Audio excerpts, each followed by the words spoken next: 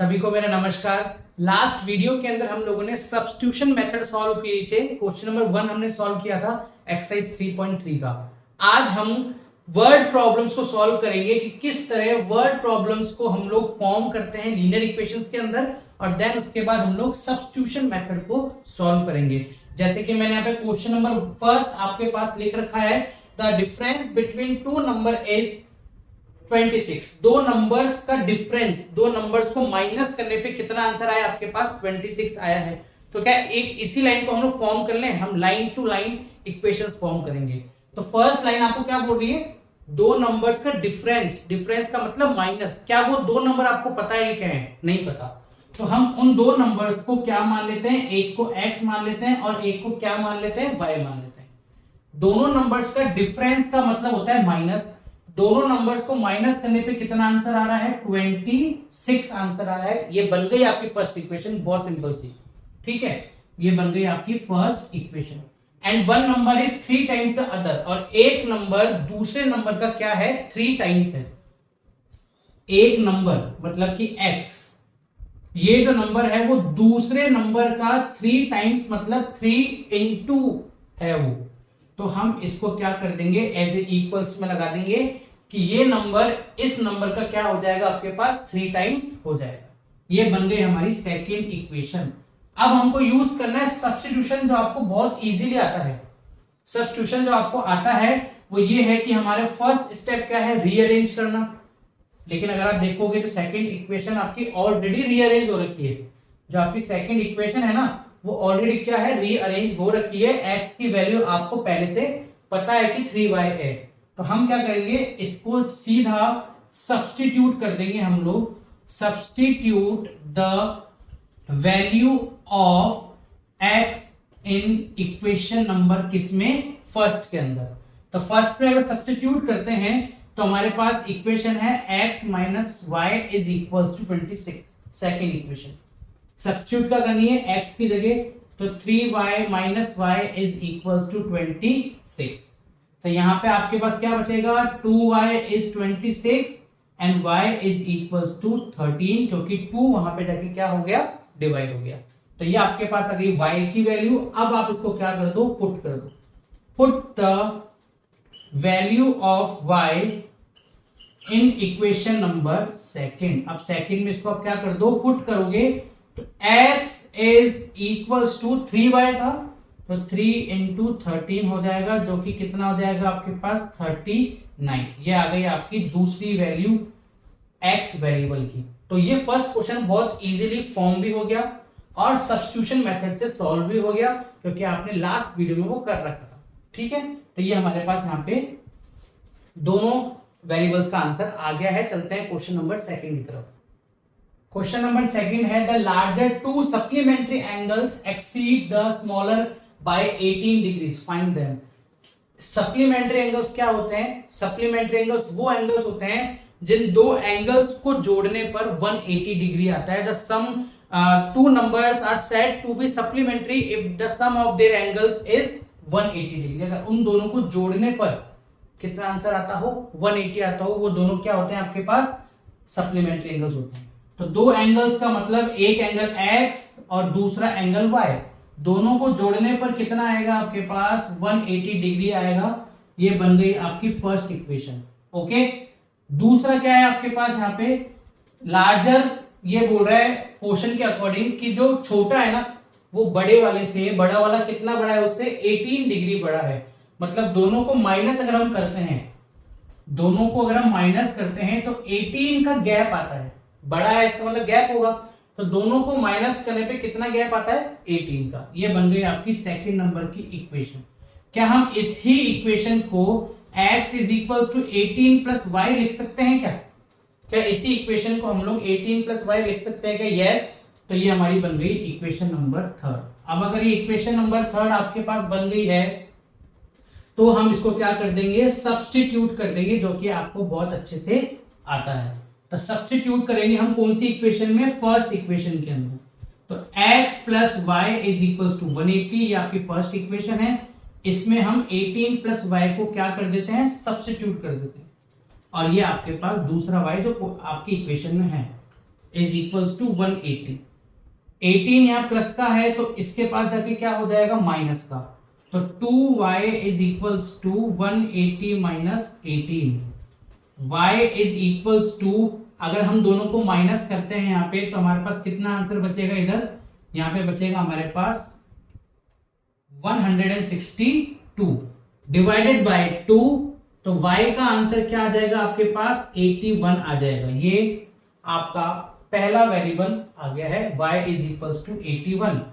अब इसको हम क्या करते हैं, पुट करते हैं, किसके अंदर पुट करते हैं, इक्वेशन नंबर 3 में। यहां इसको हम क्या करेंगे, पुट करेंगे, तो y 81 है, यहां पुट करेंगे तो x is equals to 18 plus 81 का मतलब 99, और ये आ गई आपकी दूसरे वेरिएबल का आंसर। ये मैंने आपको फर्स्ट करा दिया है, मैंने आपको सेकंड करा दिया है।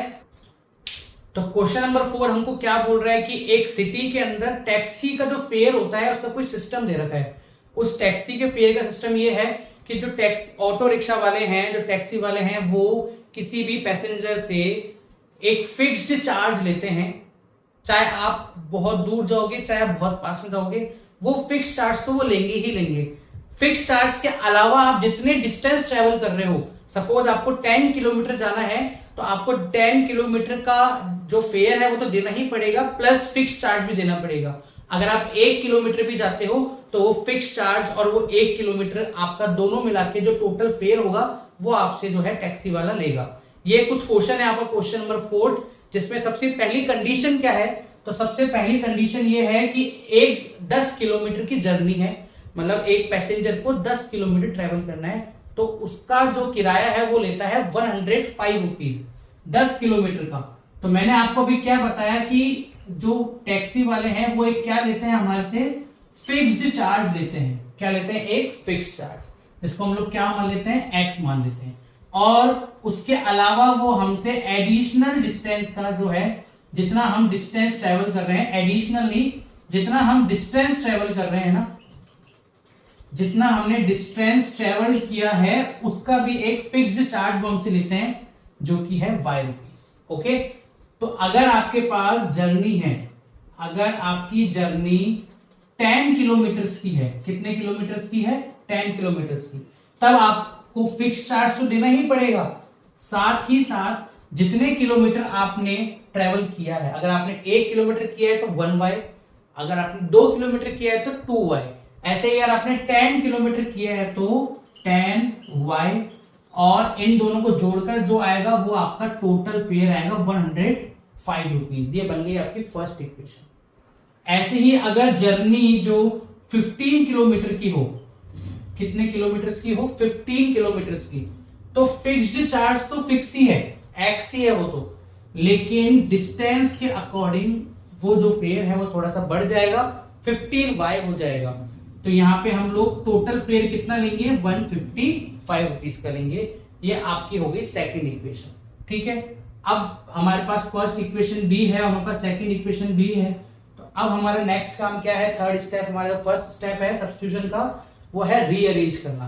तो इसको हम लोग क्या करेंगे, रीअरेंज करते हैं इसको एक बार अपन। तो आप दोनों में से किसी को भी रीअरेंज कर सकते हो, हम लोग सेकंड वाली को ही क्या करते हैं, इस बार रीअरेंज करते हैं। तो x is equals to 155 minus 15y, ये लीजिए मैंने इसको क्या कर दिया, रीअरेंज कर दिया है, और थर्ड इक्वेशन इसको मैंने बना दी। अब इसको यहां पे क्या करना है, सब्स्टिट्यूट करना है। तो 155 minus 15y plus 10y is equals to 105, ये मैंने सब्स्टिट्यूट कर दिया। देखिए माइनस प्लस क्या होते हैं, माइनस होते हैं, तो माइनस 5y आ गया। 155 में प्लस का है तो उसके पास जाके क्या हो जाएगा, माइनस का हो जाएगा, तो ये हो गया आपका 155।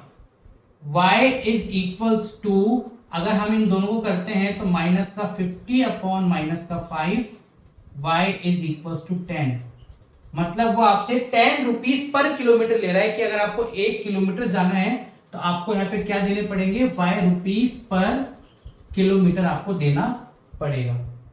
ठीक है, y की वैल्यू आ गई है, तो इसको हम कहां पुट करेंगे, इक्वेशन नंबर 3 में। तो अगर इसको हम यहाँ पुट करते हैं तो x is equals to 155 minus 15, और ये हो गया आपका मल्टीप्लाई बाय 10। तो 155 माइनस 15 10 से कितना हो जाएगा 50 हो जाएगा। ओके, सॉरी 150 हो जाएगा और x की वैल्यू कितनी देगी आपके पास 5। मतलब फिक्स चार्ज कितना है 5 रुपए और हर किलोमीटर का चार्ज कितना है 10 रुपए। ये वहां के एक सिटी का टैक्सी फेयर का सिस्टम है। क्वेश्चन नंबर 4 मैंने आपको करा दिया है। क्वेश्चन नंबर 3 मैंने आपको जो दिया है वो आपको सेल्फ प्रैक्टिस करनी है। अगर आपको समझ में नहीं आता है तो वो आप मुझसे टेलीग्राम चैनल पे मुझसे पूछ सकते हो, या मेरा इंस्टाग्राम का लिंक भी मैं आपको डिस्क्रिप्शन में आपको दे रखा है, वहां से जाके आप अपनी कोई भी क्वेरी जो हो वो मुझसे आप पूछ सकते हो। ठीक है, चलते हैं क्वेश्चन नंबर 5 की तरफ। क्वेश्चन नंबर 5 एक फ्रैक्शन के ऊपर फ्रैक्शन बेस्ड क्वेश्चन है जो बहुत बार आता है, तो उसको समझना बहुत जरूरी है। तो यहाँ पे क्वेश्चन बोल रहा है कि एक फ्रैक्शन है जो कि 9/11 हो जाएगा। ओके, एक फ्रैक्शन है जो 9/11 हो जाता है कब? जब हम न्यूमरेटर और डिनोमिनेटर दोनों में 2 को ऐड करते हैं तो वो आपका कितना हो जाएगा 9/11 हो जाएगा। मतलब x प्लस 2 करेंगे और y प्लस 2 करेंगे तो ये आपका क्या हो जाएगा 9/11 हो जाएगा। ये हमारी इक्वेशन है नहीं, क्रॉस मल्टीप्लाई करके इसको हम लोग क्या कर सकते हैं इक्वेशन में कन्वर्ट कर सकते हैं। 11 को अगर हम x प्लस 2 से मल्टीप्लाई करते हैं तो ये 11x प्लस 22 हो जाएगा। y प्लस 2 करते हैं तो ये 9y प्लस 18 हो जाएगा। अब आप सब नंबर्स को यहां ले आओ और जो वेरिएबल्स को इधर ले आओ, नंबर्स को वहां पे ट्रांसफर कर दो। तो 11x minus 9y is equals to 22 plus का वहां जाके माइनस का, तो माइनस का 4 हो गया। ये बन गई आपकी फर्स्ट इक्वेशन। ऐसे ही ये बोल रहा है क्वेश्चन आपको कि एक फ्रैक्शन 5/6 हो जाएगा। क्या हो जाएगा 5/6। सेकंड कंडीशन ये बोल रही है कब? जब हम दोनों के अंदर क्या ऐड कर देंगे 3 को ऐड कर देंगे तो ये आपका क्या हो जाएगा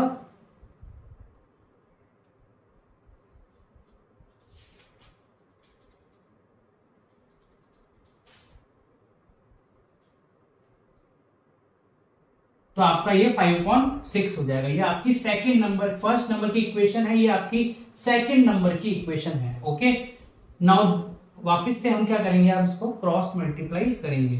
6 को x से करने पे 6x, 6 को 3 से करने पे प्लस का 18, 5 को y से करने पे 5y प्लस 15।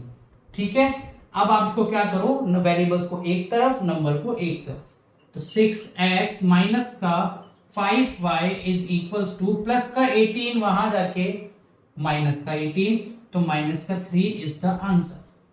अब इसका सॉल्यूशन मैं नहीं करूंगा यहाँ पे, ये मैं आपके होमवर्क के लिए, आपकी सेल्फ प्रैक्टिस के लिए छोड़ रहा हूं, क्योंकि इक्वेशन बनाना बहुत इंपॉर्टेंट होता है।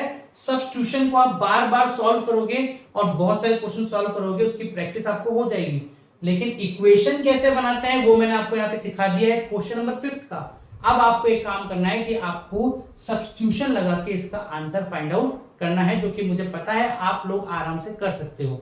तो क्वेश्चन 5 मैंने करा दिया, चलते हैं क्वेश्चन नंबर 6 की तरफ।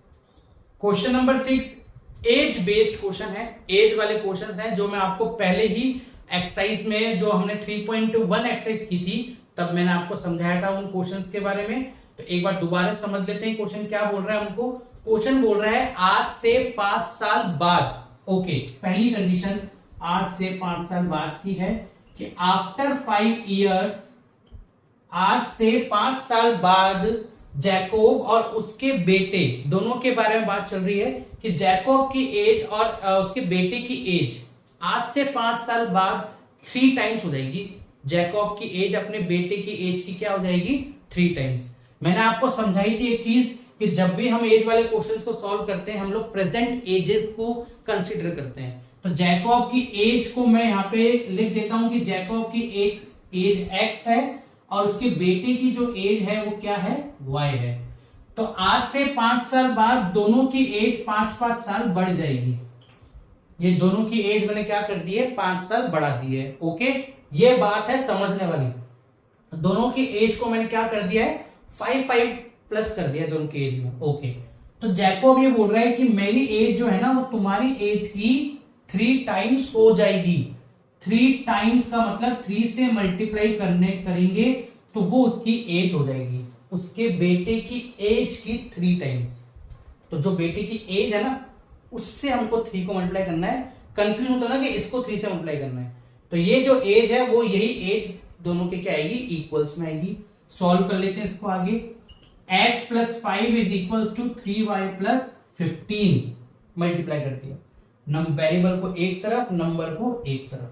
तो x minus 3y is equals to 10, plus का 5 वहां जाके माइनस का 5 और 10 हो गया। ये बन गई आपकी इक्वेशन नंबर फर्स्ट। अब दूसरी कंडीशन है, आज से 5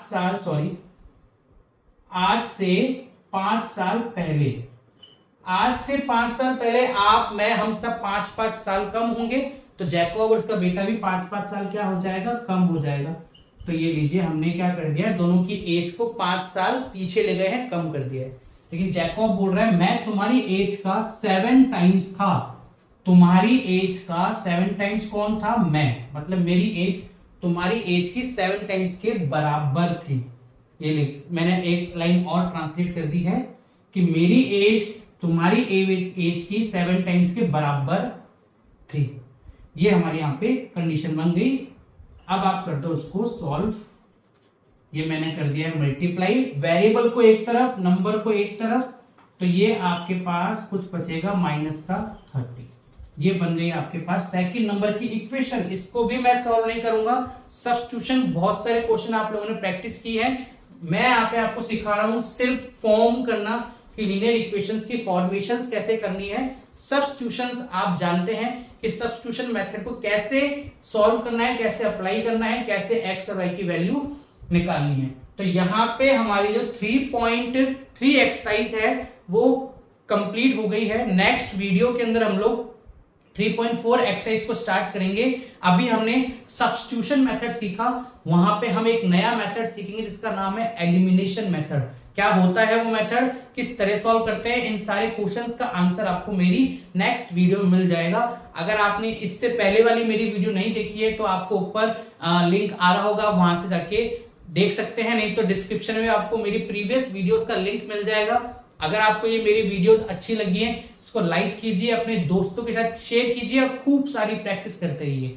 मिलते हैं आप